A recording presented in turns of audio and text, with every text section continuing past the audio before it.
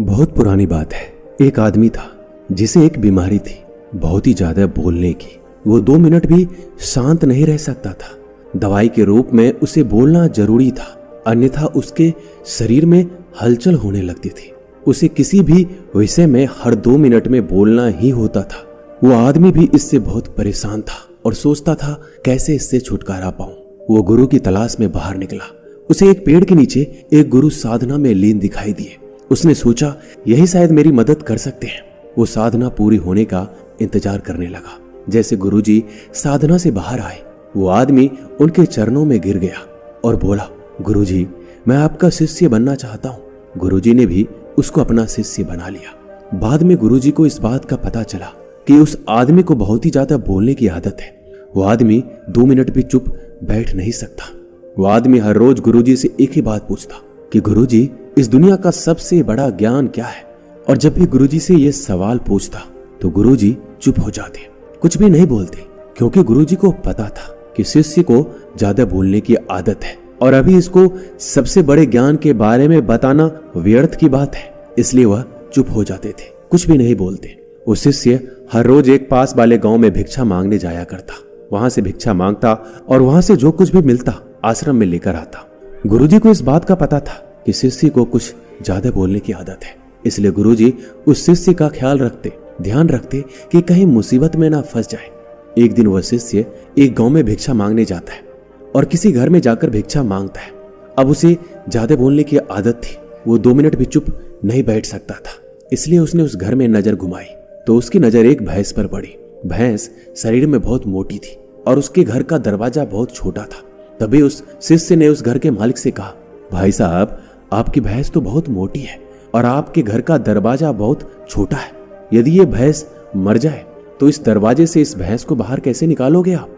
जैसे ही ये बात उस आदमी ने सुनी, वो डंडा लेकर शिष्य के पीछे पड़ा उसे मारने के लिए, लेकिन शिष्य वहां से भाग खड़ा हुआ। अब भला कोई आदमी अपने ही घर के नुकसान के बारे में कैसे सुनेगा, वो भी एक भिक्षुक के मुख से। वो शिष्य वहां से भागते हुए एक दूसरे घर में जाता है और वहां पे जाके वो भिक्षा मांगता है और वहां भी उस घर में वो नजर घुमाता है कि किस विषय के बारे में इस घर के मालिक से बात करूं।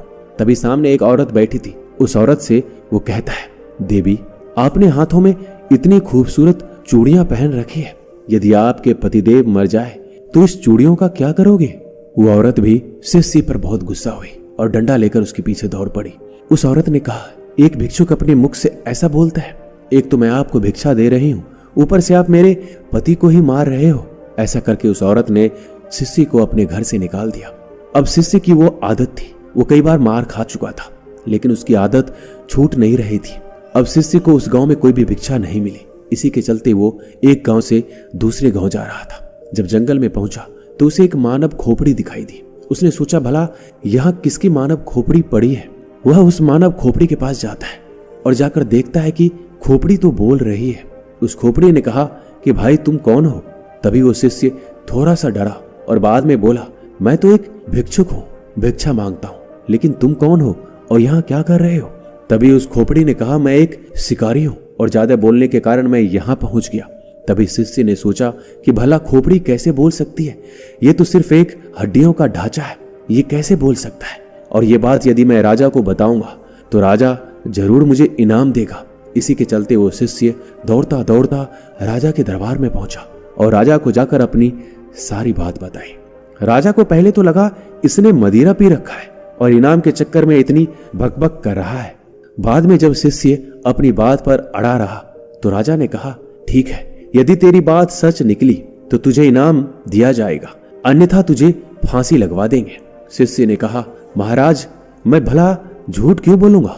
आप मेरे साथ चलकर जंगल में देख लीजिए, आपको खुद विश्वास हो जाएगा। इसके बाद राजा ने आदेश दिया कि 4 सैनिक इसके साथ जाओ और अगर इसकी बात सच निकलती है तो इसको अपने कंधे पर बिठाकर लाना और यदि बात झूठ निकलती है तो उसको घसीटते हुए राजमहल लेकर आना। अब जैसे ही चारों सैनिक वहां पर पहुंचे तो वहां पर खोपड़ी पड़ी थी और उस खोपड़ी से वह शिष्य ने पूछा कि तुम यहाँ कैसे पहुंचे? तो खोपड़ी कुछ नहीं बोली। बार बार शिष्य ने उस खोपड़ी से पूछा, लेकिन खोपड़ी कुछ नहीं बोल रही थी। बहुत देर होने के बाद सैनिकों ने उस शिष्य को पकड़ लिया और घसीटते हुए राजमहल में लेकर आए और राजा से आकर कहा कि महाराज जी ये तो झूठ बोल रहा है, खोपड़ी तो वहां पड़ी है, लेकिन खोपड़ी भला कैसे बोल सकती है? ये तो मूर्ख आदमी है, इसको तो कुछ पता ही नहीं है। तभी राजा ने आदेश दिया कि इस आदमी को फांसी पर लटका दो। इतना सुनते ही वो आदमी थर थर कांपने लगा और अपने गुरु को याद किया, गुरुदेव आज मुझे बचा लीजिए, नहीं तो आज मेरी मौत पक्की है। जैसे शिष्य अपने गुरु से अर्जी करता है, गुरु को आश्रम में बैठे बैठे आभास हो जाता है कि शिष्य मुसीबत में पड़ गया है और वो ज्यादा बोलने के चक्कर में ही मुसीबत में पड़ा है। गुरु भी जल्दी जल्दी अपने शिष्य के पास आता है और राजा को जैसे तैसे समझाकर उस शिष्य को वहां से छुड़ा देता है और शिष्य और गुरु दोनों ही आश्रम में वापस आ जाते हैं। तभी वो गुरु कहता है कि मैंने तुझे कितनी बार कहा है कि ज्यादा मत बोलो, ज्यादा बोलने के चक्कर में आदमी कभी कभी बुरा फंस जाता है। तभी वो शिष्य कहता है, गुरुजी मेरी आदत पड़ गई है, अब मैं चाहकर भी इस आदत को छोड़ नहीं पा रहा हूँ। मुझे पता है कि मुझे सिर्फ दुनिया का सबसे बड़ा ज्ञान मिल जाएगा तो मेरा मन अपने आप शांत हो जाएगा, मैं अपने आप चुप हो जाऊंगा, लेकिन आप हो कि मुझे सबसे बड़ा ज्ञान बता ही नहीं रहे हो। मैं आपको कितने दिनों से पूछ रहा हूँ। जैसे ही उस शिष्य ने सवाल किया, गुरुजी फिर से चुप हो गए, कुछ भी नहीं बोले। अब वो शिष्य गुस्से में वहां से चला जाता है और कहता है, गुरुजी मुझे बड़ा ज्ञान बताना ही नहीं चाहते। इसके बाद वो शिष्य एक तरफ जाकर बैठ गया। रात का अंधेरा पड़ गया था, शाम हो गई थी। प्रकृति में पाए जाने वाले हर चीज अपनी गहरी नींद में चले गए।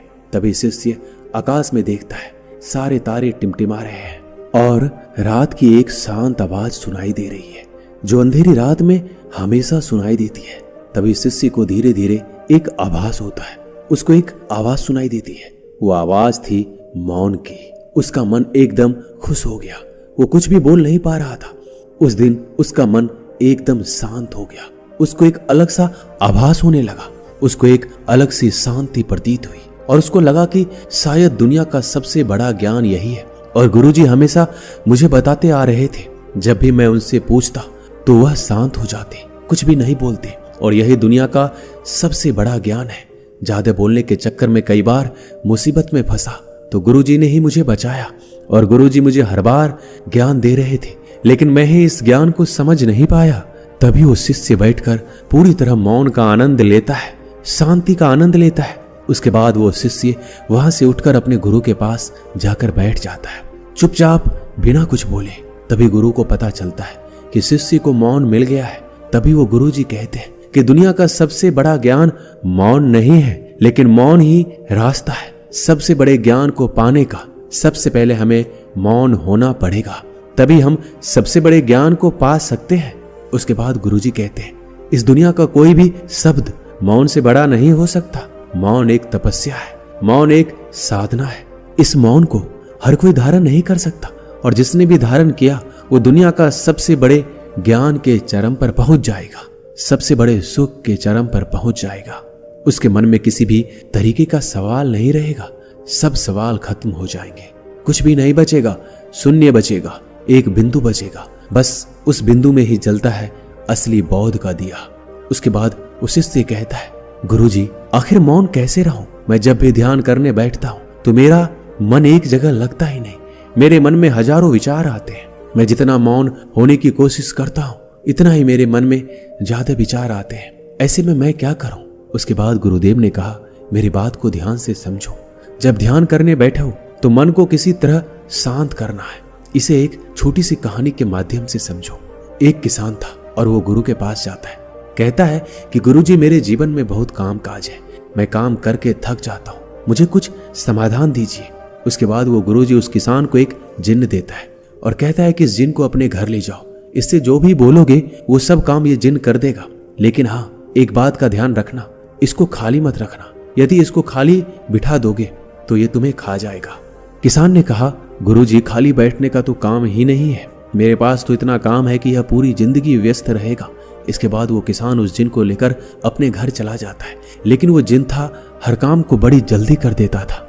उसने तुरंत किसान का काम कर दिया। जब खाली हुआ तो किसान ने अड़ोसी पड़ोसियों के काम करवाए, फिर भी लेकिन वो जल्दी से काम को खत्म कर देता और काम खत्म करके वापस किसान को बोलता कि मुझे जल्दी काम दो, नहीं तो मैं तुम्हें खा जाऊंगा। अब किसान इस चीज से परेशान होने लगा। वो वापस उस जिन को गुरुजी के पास लेकर गया और कहा, गुरुजी अब इसका समाधान दीजिए, ये तो बड़ा जल्दी काम को कर देता है और मुझे खाने के लिए कहता है। तभी वो गुरुजी उस जिन को और किसान को लेकर उस खेत में जाते हैं और उस जिन को कहता है कि एक बांस का डंडा लेकर आओ। वो जिन एक बांस का डंडा लाता है और गुरुजी उसको खेत में रोप देते हैं। उस डंडे को रोप कर उसके बाद गुरुजी उस जिन को कहते हैं, जब भी तुम्हें ये किसान कोई काम के लिए बोले और काम खत्म हो जाए तो इस डंडे पे चढ़ना और उतरना। तुम्हारे पास जब काम ना हो तो ये काम करते रहना। ये सुनते ही किसान बहुत खुश हो गया क्योंकि उसको समाधान मिल गया था। अब अगर जिन के पास काम नहीं रहेगा तो वो डंडे पे उतरता चढ़ता रहेगा। अब वो किसान को परेशान नहीं करेगा। हमें ध्यान के समय में अपने मन को सांस के साथ बांध देना है। जैसे सांस बाहर जाती है तो उसके साथ मन को बाहर, और जैसे ही सांस अंदर जाती है तो मन को अपने अंदर। धीरे धीरे इसका अभ्यास करते जाओ। धीरे धीरे आपका मन शांत हो जाएगा। ऐसा नहीं है कि सिर्फ तुम ध्यान के समय ही ऐसा करो। जब भी तुम कुछ काम करते रहो, कहीं जा रहे हो, किसी से बात कर रहे हो, उस समय मौन रहकर अपनी सांस पर ध्यान दो। अपने मन के अंदर की आवाज को सुनो, सांस की आवाज को सुनो और उसी के साथ अपने मन को जोड़ दो। धीरे धीरे आपका मन पूरी तरह शांत हो जाएगा। जब भी कभी बोलना पड़े, किसी को जवाब देना पड़े, पहले याद कर लो कि क्या बोलना है। उसके बाद कम से कम 5 सेकंड रुक जाओ। उसके बाद ही अगले को जवाब दो। इससे तुम्हारा ज्यादा बोलने की आदत भी कम हो जाएगी। और जब तुम्हारे पास बोलने के लिए 2 ही बातें हो, उनमें से एक ही बात बोलो। और जब तुम्हारे पास बोलने के लिए 3 बातें हो तो उसमें से 2 ही बोलो।